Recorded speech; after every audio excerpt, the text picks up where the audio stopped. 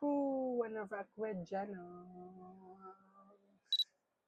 A year with Ruby. Yay! Happy anniversary to Ruby, which is Janice's first studio album. Gagawin natin today is kakamustahin lang ang ating album. Since 1 year na ang nakalipas, kung okay pa ba siya. And it still looks pretty for me. Sobrang ganda ng album na to. I don't know why.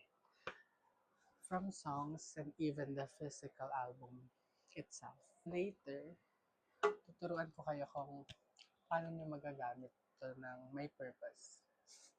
This black is Zen version, and this red is Jane version. Since naka-display lang naman siya here, dyan, if you nanonood kayo ng mga videos, show to you quick. Iyasama.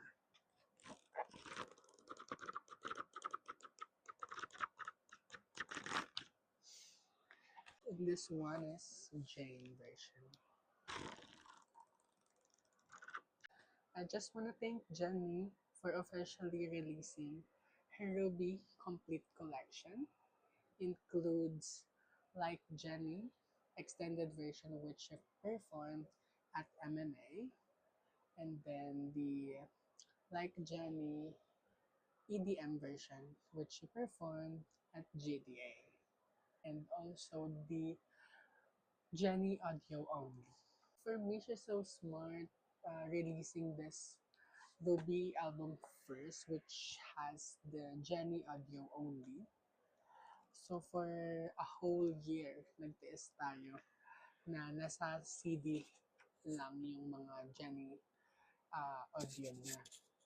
And now, she officially released it on all music platforms. Go check it so you could listen to her versions of Extra L, Love Hangover, Damn Right, and Handlebars. Naka-favorite kong solo version niya is Damn Right, I think. Because it's so good having her version only, which is super sexy. It's so hot.